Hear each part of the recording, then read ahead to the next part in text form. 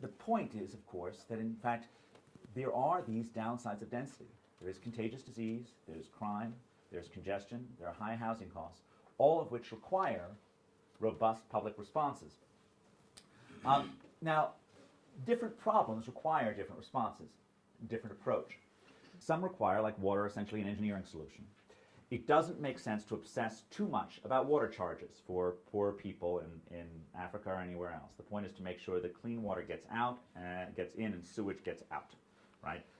And water is most important because no crime wave kills as many people as a cholera epidemic. And this is an area in which being smart about the technology makes sense rather than obsessing about anything about behavior. But there are other problems in which technology isn't the solution, in which listening to engineers gets it wrong. I mean, the engineering approach to traffic is just to build more roads. But you know what happens when you build more roads? You get more drivers.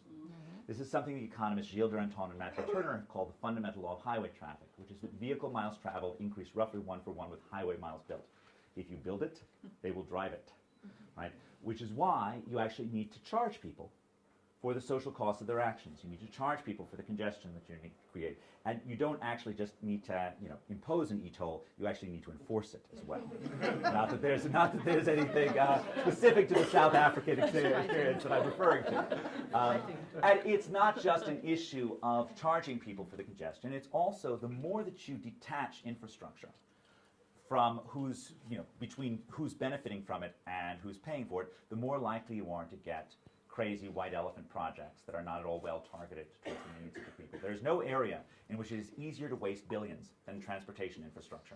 And the more that you actually tie transportation infrastructure so that the benefits are actually paid for by the users, particularly when the users are not particularly poor. I mean, part of the point about water is that when we're worrying about poor, clean water for the residents of Dharavi or the residents of Kinshasa, right, the users are poor people who are not at all, concerned about making sure that they pay. When I'm worried about improving John F. Kennedy Airport in New York City, right, it is insane to have ordinary American taxpayers pay for the cluster of people who use JFK who are on average 10 times richer than the average American is. And this is often true about high-end infrastructure, that when we don't charge the users, we end up charging people who are actually poorer than the users to subsidize people who are richer than the users. Now,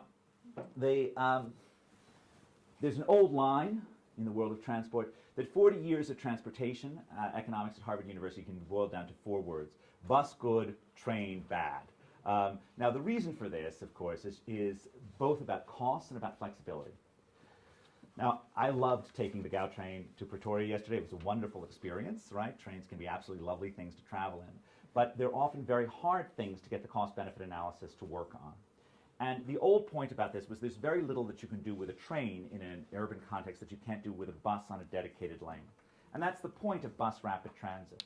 But I think as we think about buses, it's important to remember that this doesn't just mean bus rapid transit.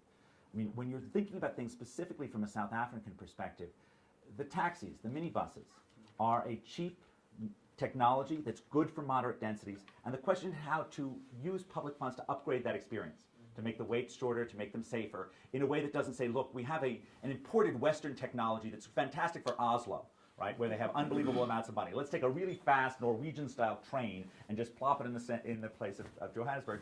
Instead of doing that, it makes far more sense to think about a technology that currently works and how to upgrade it naturally and to continue improving it. The same thing should be thought about in terms of housing policy as well, where you can think about sort of 2 solutions, one of which is the Alex solution, right, of having plots of land and having people supplying shacks on those plots.